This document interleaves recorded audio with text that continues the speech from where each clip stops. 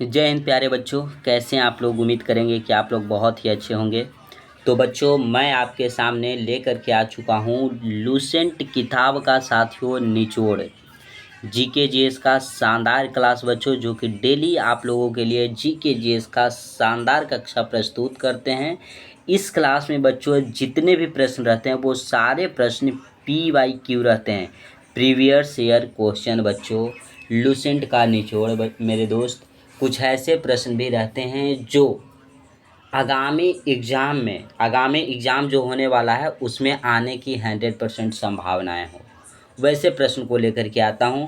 और सभी प्रश्नों पे बच्चों मैं उसके हर एक पहलू, हर एक लम्हे पे चर्चा करता हूं, ताकि बच्चों को उससे रिलेटिव कैसा भी प्रश्न भी आ जाए ना एग्ज़ाम में तो आपसे बन जाए। तो साथियों, जितने भी बच्चे हैं वो क्लास में अंत तक बने रहिएगा। क्लास अच्छा लगे तभी सभी बच्चे लाइक करेंगे, और जिन बच्चों को अच्छा ना लगेगा वो बच्चे डिसलाइक कर देंगे। बच्चों, मैं बार बार कहता हूँ, जिनको अच्छा लगे वो लाइक करें, जिनको अच्छा ना लगे वो डिसलाइक करें, लेकिन ज़रूर डिसलाइक करके जाएंगे। लाइक कीजिए या ना कीजिए, डिसलाइक ज़रूर कीजिएगा साथियों।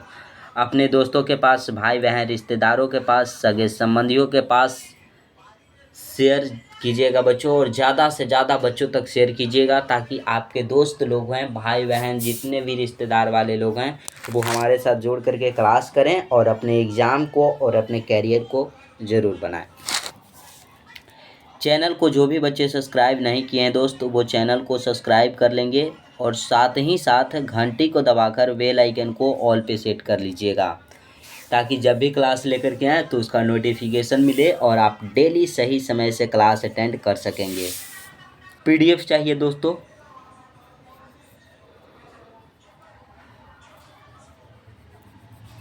तो टेलीग्राम का लिंक जो है वो डिस्क्रिप्शन में दिया गया है, आप ज़रूर वहां से जुड़िए। और बच्चे जुड़ चुके हैं, कुछ बच्चे जुड़े हुए हैं, आप लोग भी बेहिचक जुड़ सकते हैं बच्चों। आपके विश्वास को तोड़ा नहीं जाएगा, वहाँ पे सिर्फ और सिर्फ जोड़ा जाएगा। आपके लिए हमेशा मैं खड़ा हूँ दोस्तों, आप जुड़िए और डेली की क्लास कीजिए। तो स्टार्ट करते हैं बच्चों इस सेशन का पहला प्रश्न और सेट का 11वां प्रश्न बच्चों, क्योंकि कल के जो क्लास था हमारा उसमें बच्चों हमने आपको 10 प्रश्न बताया था, 10 प्रश्न बच्चों, ठीक है। आज हम स्टार्ट करेंगे 11 नंबर प्रश्न से, और फर्स्ट प्रश्न देखेंगे इस सेशन का क्या कहता है। क्वेश्चन कहता है दोस्तों कि निम्नलिखित में से किस भारतीय राज्य में आपको तिब्बती बौद्ध स्वर्ण मंदिर मिलेगा। कौन सा राज्य है बच्चों जहाँ पे आपको तिब्बती बौद्ध स्वर्ण मंदिर मिलेगा, कौन सा राज्य है। अब बच्चों ये सब तो है, अब हम यहाँ पे मंदिर के बारे में भी पहले जानेंगे, लेकिन पहले आंसर जान लेते हैं। बच्चे आंसर के लिए उतावले होते हैं, सर आंसर तो बता दीजिए, सर आंसर तो बता दीजिए। बता रहा हूँ दोस्त, कर्नाटक में है। आपसे पूछा जाएगा कि तिब्बती बौद्ध स्वर्ण मंदिर किस राज्य में है, तो कर्नाटक राज्य में है। अगर बच्चों बौद्ध धर्म से संबंधित मंदिर की बात किया जाए, कौन सा धर्म बच्चों, बौद्ध धर्म है।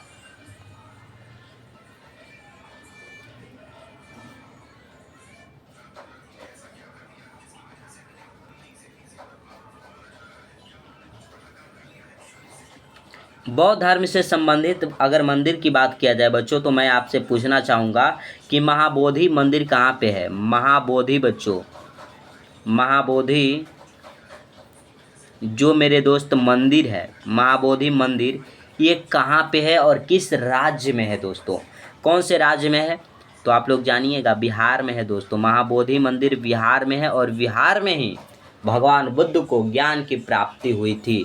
और वो कहाँ पे बच्चों, तो बोध गया में, बोध गया।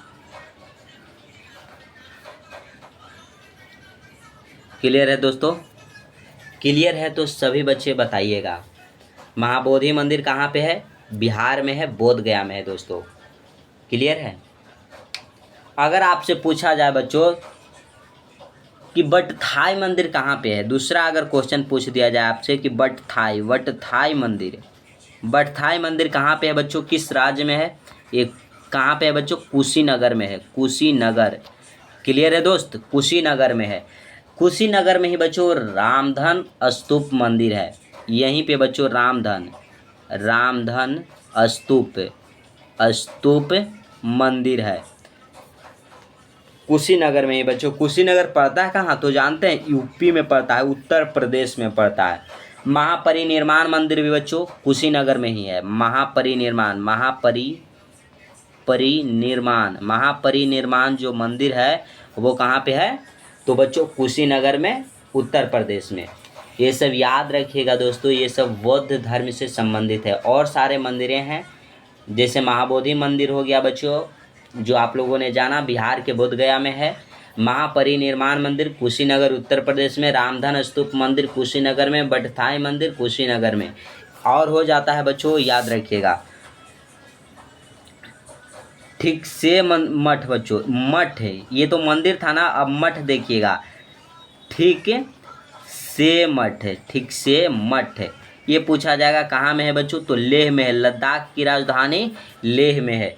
धूम मठ बच्चों, धूम मठ है, धूम मठ कहाँ पे है तो दार्जिलिंग में है, दार्जिलिंग में है दोस्तों। दार्जिलिंग कहाँ पे पड़ता है तो वेस्ट बंगाल यानी कि पश्चिम बंगाल में है। क्लियर है मेरे दोस्त? क्लियर है तो सभी बच्चे बताइएगा। तिब्बती बौद्ध स्वर्ण मंदिर कहाँ पे है तो ये हमने जाना कि कर्नाटक में है मेरे भाई। ऑप्शन नंबर बी को सभी बच्चे लॉक कर लीजिएगा। अगर कोई परेशानी हो बच्चों तो ज़रूर सभी बच्चे बताइएगा, ज़रूर से ज़रूर दोस्तों।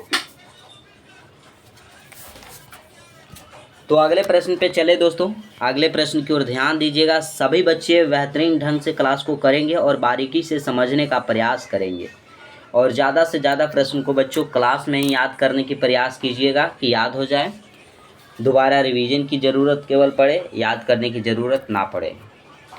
प्रश्न देखिएगा,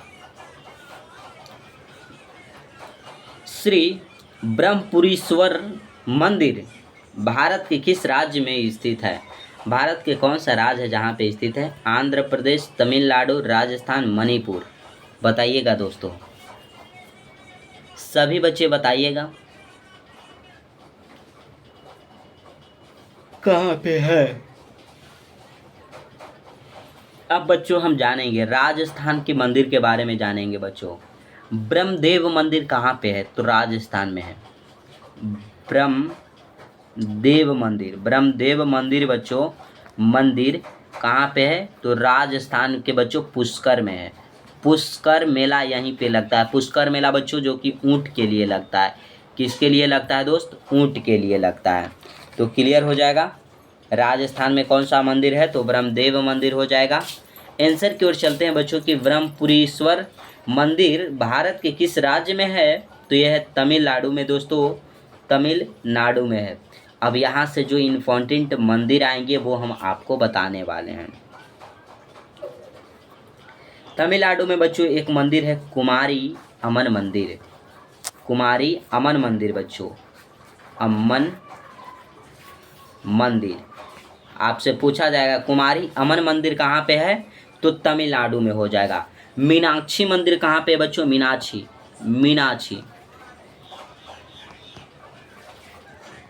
मीनाक्षी मंदिर कहाँ पे है और किस राज्य में है तो ये तमिलनाडु राज्य में हो जाएगा। रामेश्वर मंदिर, रामेश्वर बच्चों, रामेश्वर। आपसे ये 3 मंदिर जो है इम्पोर्टेंट पूछे गए हैं। तीनों मंदिर बच्चों तमिलनाडु में है। ये क्वेश्चन बार बार पूछे जाते हैं, अगर मंदिर का प्रश्न आया तो ये पूछे जाते हैं दोस्तों, तो ये सब याद रखिएगा। क्लियर है दोस्तों? याद रहेगा। आप सभी बच्चे बताइएगा। अगले प्रश्न की ओर हम चलेंगे दोस्तों, अगला ध्यान दीजिएगा। अगला प्रश्न आता है बच्चों 13 नंबर प्रश्न की ओर चलेंगे।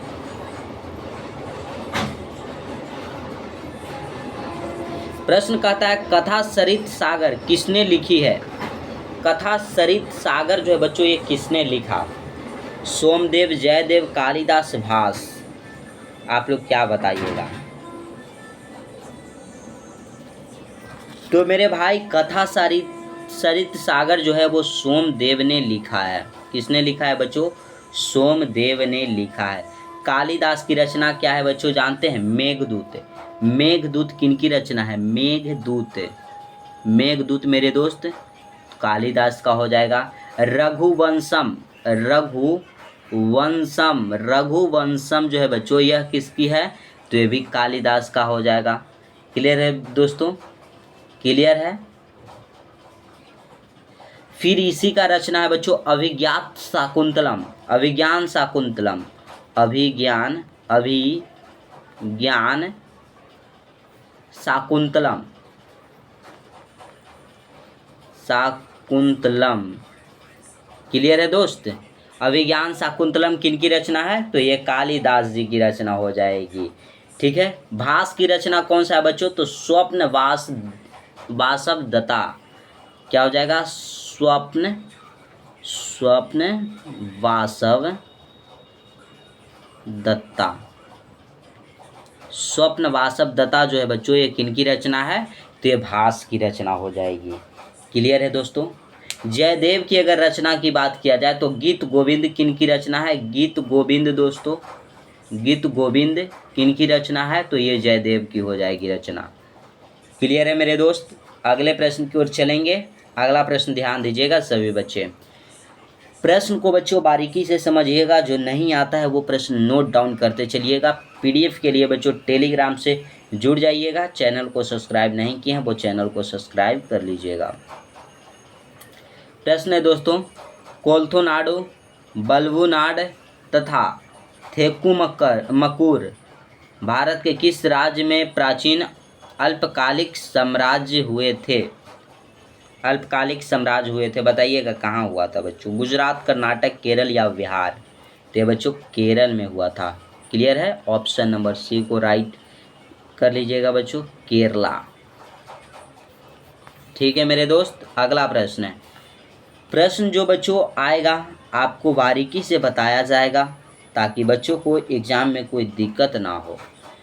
विक्रम युग की शुरुआत कब हुई, विक्रम युग की शुरुआत कब हुई, सब बच्चों ईसापुर में है, बीसी में है, 47 बीसी, 55 बीसी, 57 बीसी, 50 बीसी। बताइएगा कब हुई है दोस्तों, कब हुई है।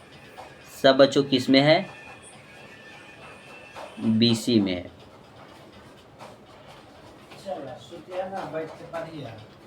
तो बताइएगा बच्चों आंसर, विक्रम युग की शुरुआत कब हुई। तो मेरे दोस्त जो विक्रम युग है उसकी शुरुआत हुई थी 57 बीसी में। ऑप्शन नंबर सी को सभी बच्चे लॉक कर लीजिएगा। ऑप्शन नंबर दोस्तों सी को जितने भी साथियों देख रहे हैं इस क्लास को वो लॉक कर लीजिएगा। इसे ही बच्चों विक्रम संवत कहा जाता है। 57 बीसी को ही साथियों विक्रम संवत कहा जाता है, विक्रम संवत। ठीक है। विक्रम संवत अगर पूछा जाए किसे कहा जाता है तो 57 बीसी को कहा जाता है। और यही 57 बीसी को बच्चों ईसा पूर्व को नेपाली कैलेंडर भी कहा जाता है। नेपाली कैलेंडर आपसे पूछा जाएगा, नेपाली कैलेंडर किसे कहा जाता है, तो ये कहा जाता है बच्चों 57 बीसी को कहा जाता है। क्या दोस्तों क्लियर है। सी को सभी बच्चे ने लॉक कर लिया। तो चलेंगे अगले प्रश्न की ओर साथियों। सेशन को लाइक और शेयर करते रहिएगा सभी बच्चे। प्रश्न आता है कि आर्म्स एक्ट जिसमें भारतीयों को हथियार रखने की अनुमति नहीं दी थी, खाली स्थान में पारित किया गया था। तो बच्चों आर्म्स एक्ट जो पारित किया गया था उसमें वो 1878 ईस्वी में दोस्तों पारित किया गया था। ऑप्शन ए आपका राइट आंसर हो जाएगा। और ये जो आर्म्स एक्ट है बच्चों इसी के द्वारा कहा गया था कि भारतीयों को हथियार रखना नहीं है, हथियार रखने की अनुमति नहीं दिया गया था बच्चों। और ये जो आर्म्स एक्ट पारित किया गया था बच्चों यह लिट्टन के द्वारा पारित किया गया था। किनके द्वारा, लिट्टन के द्वारा। क्लियर है दोस्तों। और लिट्टन नहीं बच्चों 1877 ईस्वी में, कब, 1877 ईस्वी में दिल्ली दरबार का आयोजन किया था। दिल्ली दरबार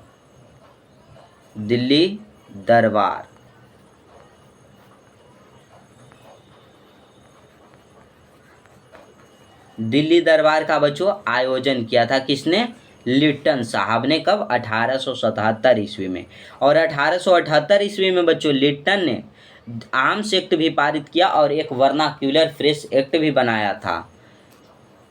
आर्म्स एक्ट बच्चों, और फिर एक वर्नाक्यूलर प्रेस एक्ट है, वर्नाक्यूलर वर्नाक्यूलर प्रेस एक्ट लाया था, एक्ट लाया था बच्चों। क्लियर है? क्लियर है मेरे दोस्त, बताइएगा। और जो बच्चों दिल्ली दरबार का आयोजन किया था लिट्टन साहब ने, उसने रानी विक्टोरिया भारत आई थी, इसके सम्मान में उसने 1877 में दिल्ली दरबार का आयोजन किया था। क्या क्लियर हो जाएगा दोस्त? अगले प्रश्न की ओर चले हम। ध्यान दीजिएगा, ऑप्शन ए आपका राइट आंसर था।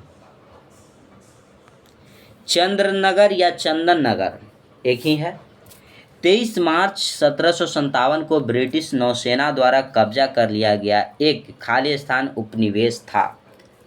बताइएगा, एक उपनिवेश था, फ्रेंच, डच, डेनिश, पुर्तगाल, किसके द्वारा बच्चों? तो फ्रेंच उपनिवेश था। ये क्या था बच्चों? फ्रेंच उपनिवेश था। ऑप्शन ए आपका राइट आंसर हो जाएगा। अब बच्चों ये सभी का हम भारत आगमन जानेंगे। भारत में आगमन, भारत में आगमन। फ्रेंच का भारत में आगमन कब हुआ दोस्त? 1664 ईस्वी में हुआ। ठीक है। डच का अगर भारत में आगमन तो 1602 में हुआ था दोस्त। डेनिश का भारत में आगमन तो 1616 ईस्वी में, और पुर्तगाल का भारत में आगमन बच्चों 1498 ईस्वी में। तो सभी के हम आगमन के बारे में जान लिए हैं दोस्तों। तो क्या है आपसे ये एग्जाम में पूछा जाए कि पुर्तगाली भारत सबसे पहले कब आए? तो 1498 ईस्वी में वास्को डी गामा आया था बच्चों, जिसने भारत की खोज करते हुए समुद्री मार्ग की खोज की थी। ठीक है, क्लियर है दोस्त? अगले प्रश्न पे चलें, बताइएगा। अगला प्रश्न आता है 18 नंबर प्रश्न दोस्तों। देखिएगा, अगर सेशन अच्छा लग रहा हो तो आप लोग ज़रूर बताइएगा कमेंट बॉक्स में दोस्तों। भारतीय संविधान में अनुच्छेद 43B को खाली स्थान के रूप में जोड़ा गया था। 43 का जो बी है बच्चों, उसको किस रूप में जोड़ा गया था? तो राज्य के नीति निर्देशक तत्व के रूप में जोड़ा गया था, DPSP के रूप में जोड़ा गया था बच्चों। Directive principles of state policy के रूप में जोड़ा गया था 43B को। अब हम ये पूछेंगे कि जो आर्टिकल 43B है इसको कब जोड़ा गया? तो 97वां संविधान संशोधन हुआ था बच्चों 2011 में, तब इसे क्या किया गया था? हमारे संविधान में जोड़ा गया था। क्लियर है? क्लियर है दोस्तों? अब आर्टिकल के बारे में जानकारियाँ ले लेते हैं बच्चों। 43 के बारे में जान रहे हैं ना, तो 43 के बारे में बताइएगा। आर्टिकल 43 कहता है बच्चों कि मजदूरों को जीवन निर्वाह, क्या बच्चों? जीवन निर्वाह आयोग मजदूरी मिलना चाहिए। जीवन निर्वाह योग्य बच्चों मजदूरी कहा जाता है कि मजदूर जो मजदूरी करते हैं उनके जीवन निर्वाह योग्य मजदूरी देना होगा। ठीक है। 43A रहता बच्चों अगर, तो उसमें कहा जाता है कि मजदूरों को औद्योगिक प्रबंधन में भागीदारी बनाया जाए। क्लियर है? अब ये बच्चों हम यहाँ पे कुछ और जान लेते हैं। मौलिक अधिकार बच्चों मौलिक कर्तव्य है, और DPSP इसको आयरलैंड के संविधान से लिया गया है। आयरलैंड के संविधान से लिया गया दोस्तों। मौलिक अधिकार है जिसे USA के संविधान से लिया गया है। मौलिक कर्तव्य को साथियों रूस के संविधान से लिया गया है। ये सब आप लोग याद रखिएगा। क्लियर है दोस्त? क्लियर है? बताइएगा। क्लियर है तो सभी बच्चे बताइएगा। जो मौलिक कर्तव्य हैं उनकी संख्या 11 है दोस्तों। इसका अगर वर्णन देखा जाए तो भाग 4 क में किया गया है बच्चों, 4A या क। अगर आर्टिकल पूछा जाए बच्चों तो 51A में किया गया है। ठीक है, याद रखिएगा।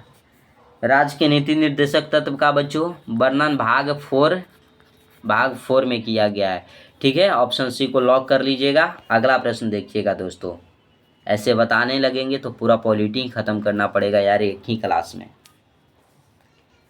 प्रश्न आता है दोस्तों कि संविधान के 2003 में 3 के 91वें संविधान संशोधन अधिनियम के अनुसार मुख्यमंत्री सहित कुल मंत्रियों को मिलकर किसी राज्य के मंत्रिमंडल में मंत्रियों की संख्या उस राज्य की विधानसभा के कुल सदस्यों के खाली स्थान से ज़्यादा नहीं हो सकती।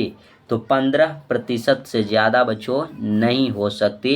यहाँ पे 15% भर दीजिएगा। ऑप्शन ए को लॉक करके आंसर को लॉक कर दीजिएगा। क्लियर है दोस्त। अगला प्रश्न है, बच्चों को बारीकी से बताया जाएगा ताकि बच्चों को एग्जाम में कोई दिक्कत ना हो।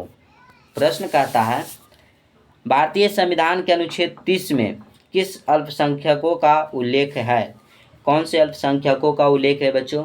तो भाषाई और धार्मिक अल्पसंख्यकों का उल्लेख है। ऑप्शन ए को सभी बच्चे लॉक कर लीजिएगा। अगला प्रश्न, निम्नलिखित में से किसे लोकप्रिय कक्ष कहा जाता है? लोकप्रिय कक्ष किसे कहा जाता है बच्चों? लोकसभा को कहा जाता है। राज्यसभा को याद रखिएगा बच्चों, कभी भी भंग नहीं किया जाता, भंग नहीं किया जाता है, याद रखिएगा मेरे दोस्त। लोकसभा भंग होता है लेकिन राज्यसभा भंग नहीं होता। अगला प्रश्न, निम्नलिखित में से कौन ब्रह्मपुत्र नदी की एक सहायक नदी है जो भूटान से होकर के बहती है? बताइएगा कौन सी नदी है बच्चों जो ब्रह्मपुत्र नदी की एक सहायक नदी है जो भूटान से होकर के गुजरती है? तो ब्रह्मपुत्र की जो सहायक नदी है वो है बच्चों बांगछू नदी। बांगछू नदी, ठीक है। बांगछू नदी जो है बच्चों यह नेपाल में है। नेपाल की ये प्रमुख नदियां हैं बच्चों। अरे यार ट्रेन पार हो जाता है ना, बहुत गुस्सा आता है यार। क्या करूं मैं क्या करूं, आप ही लोग बताओ मैं तो क्या करूं। अगला प्रश्न आता है, तपोवन विष्णुगढ़ जल विद्युत परियोजना स्थित है कहाँ पे? तो ये बच्चों परियोजना उत्तराखंड में स्थित है। कहाँ पे स्थित है दोस्त? उत्तराखंड में स्थित है। जम्मू कश्मीर में बच्चों सलाल जल विद्युत परियोजना जो है बच्चों वो स्थित है जम्मू कश्मीर में। क्लियर है दोस्तों। अगले प्रश्न की ओर चलेंगे। अगला ध्यान दीजिए, और ये रहा इस सेशन का बच्चों आज का लास्ट प्रश्न। निम्नलिखित में से किस राज्य में न्योरा वैली नेशनल पार्क स्थित है? न्योरा वैली नेशनल पार्क जो है बच्चों ये कौन से स्टेट में स्थित है? अगर पूछा जाए कि न्योरा वैली नेशनल पार्क की स्थापना कब हुई? तो स्थापना जो हुआ बच्चों 1986 ईस्वी में हुआ। यह है कौन से राज्य में? तो पश्चिम बंगाल में दोस्तों, पश्चिम बंगाल में। क्लियर हो जाएगा। ऑप्शन नंबर आपका डी जो है वो राइट आंसर हो जाएगा। तो बच्चों आज हम यहीं तक रखेंगे। सभी बच्चे कमेंट बॉक्स में बताइएगा कि ये सेशन आपको कैसा लगा। सेशन अच्छा लगा हो बच्चों तो ज़रूर बताइएगा। सेशन अच्छा लगा हो तो लाइक भी कीजिएगा। जिन बच्चों को अच्छा ना लगा हो वो बच्चे डिसलाइक करेंगे।